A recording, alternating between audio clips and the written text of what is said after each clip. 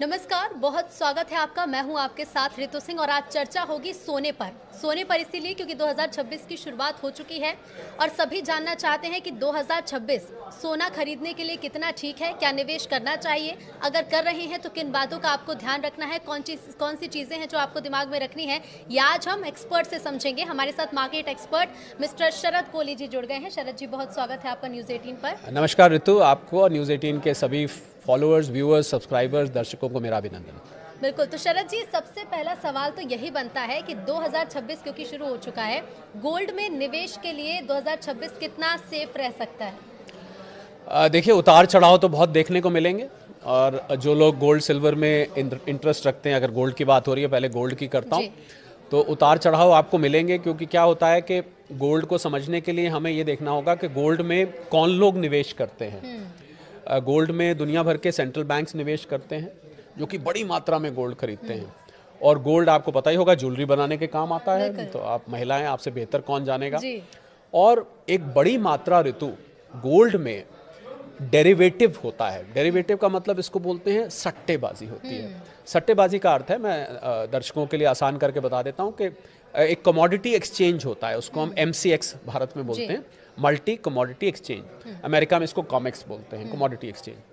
तो इसमें जब आप सोना खरीदते और बेचते हैं तो ऐसे नहीं खरीदा जाता कि आपने मेरे से खरीदा तो मैंने आपको 10 ग्राम सोना दे दिया, मैंने आपको बेचा तो 10 ग्राम आपसे ले लिया, वगैरह वगैरह। ऐसे नहीं चलता है।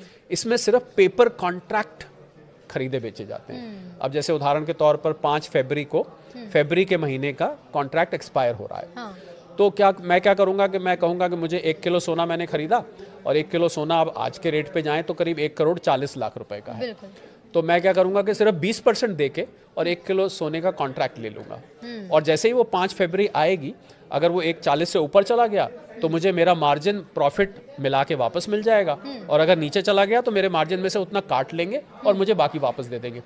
तो ये मैंने इसलिए बताया कि ये जो उतार चढ़ाव इतना होता है, इसका एक कारण ये है कि ये बहुत बड़ी मात्रा में सोना जो है वो पेपर ट्रेडिंग के जरिए, पहले पेपर बोलते थे, आजकल तो वो डीमैट होता है, उसके जरिए वो कॉन्ट्रैक्ट किया जाता है। तो इसको ये देखना पड़ेगा कि 2026 में आपको, क्योंकि होता क्या है कि ऋतु, जैसे आप और हम चर्चा कर रहे हैं, जितनी ज़्यादा इसकी चर्चा होती है और सोशल मीडिया पे जितना आपको सोने और चांदी की वो ब्रिक्स थंबनेल्स में दिखाई देती हैं, तो उतना ज़्यादा इसमें लोगों का इंटरेस्ट बढ़ता है। और सेंट्रल बैंक्स तो मैंने आपको बताया पहले ही खरीद रहे हैं। तो आपके सवाल का मैं अब सीधा जवाब दूं तो मुझे सोने का लॉन्ग टर्म ट्रेंड ऊपर को दिखाई देता है।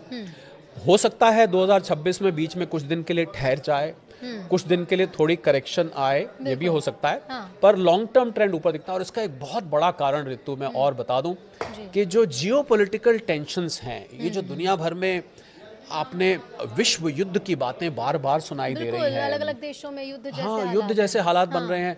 अभी ट्रम्प साहब ने वेनेजुएला के लीडर को उठा लाया वहां से, और ईरान में चल ही रहा है। बिल्कुल, रूस यूक्रेन तो और घमासान हो चुका है। इनफैक्ट मैं, क्योंकि जो लोग, और तो एक मजेदार बात मैं पहले बताऊं, जो लोग सोने और चांदी में इंटरेस्ट रखते हैं, उनको अंतर्राष्ट्रीय खबरों पर बहुत पैनी नजर बना के रखनी चाहिए। और मैं ये भी जोड़ दूं आपके चैनल पे कि भारत की जो इकोनॉमी के पैरामीटर्स होते हैं, पैमाने होते हैं, वो सोने और चांदी को ना के बराबर प्रभावित करते हैं। इस बात, ये बहुत इंपॉर्टेंट बात है। यानी कि भारत ने कोई आर्थिक नीति बनाई, बजट आया, अक्षय तृतीया आया, धनतेरस आया, शादी का सीजन आ गया, इससे सोने चांदी की कीमत में बहुत ही मामूली फर्क पड़ता है। हाँ, रुपया कमजोर हो तो थोड़ा यहाँ पर महंगा होता है। तो आप इन अंतर्राष्ट्रीय खबरों पर नजर बना के रखिए। अगर वाकई में, मैं सबको आज ये हिदायत देना चाहूंगा, अगर आप सोने के शौकीन हैं और सोने में निवेश के शौकीन हैं, तो आपको अंतर्राष्ट्रीय खबरें आज से ही ट्रैक करनी शुरू कर देनी चाहिए। मैंने इसलिए जिक्र किया कि शायद कम लोग जानते हैं इस बात को कि रशिया के पास एक मिसाइल है, उसका नाम है ऑर्शनिक।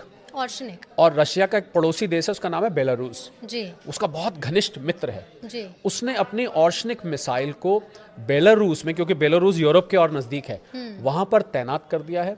और यूरोप के जो बड़े देश हैं, जिसमें फ्रांस में पेरिस उसका कैपिटल है, यूके का कैपिटल लंदन है, जर्मनी का कैपिटल बर्लिन है, पोलैंड का कैपिटल वॉर्सो है, मैं 4 नाम ले रहा हूँ, और भी देश हैं, उसने इसको निशाना साध दिया है उन देशों की तरफ और ये मिसाइल न्यूक्लियर हेड कैरी करती है। आप समझ सकते हैं कि कितनी खतरनाक परिस्थिति है। हम लोग ना यहाँ पर क्या है ऋतु, हम लोग अपने देश की खबरों में इतने खो जाते हैं। इंटरनेशनल मामलों में ध्यान ही नहीं दे लालू प्रसाद जी क्या कर रहे हैं, तेजस्वी क्या कर रहे हैं, अखिलेश जी क्या कर रहे हैं, हमारे नीतीश बाबू क्या कर रहे हैं, हमारे छत्तीसगढ़ में क्या हो रहा है, एमपी में क्या हो रहा है, राजस्थान में, कि हम अंतर्राष्ट्रीय खबरों को भूल ही जाते हैं, जबकि दुनिया तो बहुत बड़ी है। तो मुझे लग रहा है सोने चांदी के निवेशकों को और ट्रेडर्स को अगर वो अंतर्राष्ट्रीय खबरें नहीं खंगाल रहे तो वो हमेशा ही असमंजस में बने रहेंगे, उनको कुछ नहीं पता लग पाएगा कि क्या खबरों को देखकर वो कैसे समझे। जैसे आप तो मार्केट एक्सपर्ट है तो बता देंगे कि चलिए 2026 कितना सेफ है या फिर सोने में निवेश कितना सेफ है। लोगों ने देखना शुरू भी किया है तो वो उससे कैसे आकलन कैसे करें कि निवेश ठीक है या नहीं? बहुत आसान है ऋतु, बहुत आसान है। जब जब आपको लगे कि ये जियोपॉलिटिकल टेंशन बढ़ रही है, जब आपको लगे एक मिसाइल चली, एक रॉकेट चला, ईरान के लीडर ने ये स्टेटमेंट दिया, पुतिन साहब ने कहा मैं छोड़ूंगा नहीं, ट्रम्प साहब ने कहा कि अब तो मैं लेकर रहूंगा ग्रीनलैंड को, तो जब जब आपको इस प्रकार की स्टेटमेंट सुनाई दें, समझ लीजिए सोना खुश हो रहा है। खुश हो रहे का मतलब है कि समझ लीजिए कि सोना ऊपर जा रहा है। तो कुल मिला के अगर दूसरी भाषा में कहे तो जब जब जियोपॉलिटिकल टेंशन बढ़ेगी, सोना और चांदी आपको ऊपर जाते हुए दिखाई देंगे। तो एक तो दर्शक इस बात का ट्रैक रख सकते हैं, एक और वो ट्रैक रख सकते हैं, डॉलर को भारतीय रुपए के खिलाफ नहीं, पर बाकी 4 करेंसीज का मैं नाम ले रहा हूं, Swiss franc, euro, Japanese yen और ब्रिटिश पाउंड। इन 4 करेंसीज के खिलाफ अगर आपको डॉलर कमजोर होता दिखाई दे, समझ लीजिए सोना रॉकेट होने के लिए तैयार है। तो ये दर्शकों को नोट कर लेना चाहिए कि भारतीय करेंसी के अलावा जो 4 आपने नाम बताया, अगर इनके खिलाफ डॉलर जा रहा है तो कमजोर हो रहा है। और पिछले 1 साल में ऋतु मैं बताऊंगा, पिछले 1 साल में 50 साल में सबसे ज्यादा गिरावट इन 4 करेंसीज के खिलाफ आई है। रुपए के मुकाबले तो 90 से ऊपर चल रहा है। मुझे लगता है कि कोई दर्शक ध्यान भी नहीं देते होंगे कि दुनिया में क्या चल रहा है, और हम सोने में अगर निवेश करें तो हमें किन चीजों पर ध्यान देना है। बहुत काम की चीज यही बताना। और एक खबर और पर नजर रखें, अगर कहीं से रख सका, मुझे लगता है न्यूज़ 18 से बढ़िया कोई प्लेटफॉर्म नहीं है जो आपको ये बताएगा।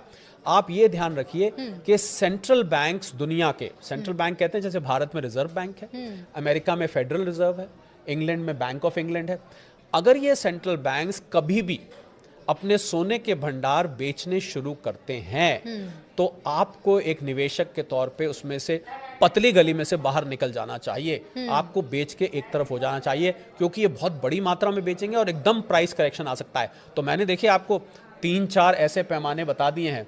अगर आप न्यूज़ खंगाल के या न्यूज़ 18 के जरिए अगर आप ये निकाल लें तो आप हमारा सिर्फ भी पॉडकास्ट देख लीजिए, आप समझ जाएंगे कि गोल्ड में निवेश कितना सेफ है। अच्छा, भारतीय बाजार की अगर हम बात करें, क्योंकि खरमास खत्म होने वाला है, शादी का सीजन शुरू होगा, हालांकि जिनकी शादी होने वाली उन्होंने तो गोल्ड खरीद लिया होगा।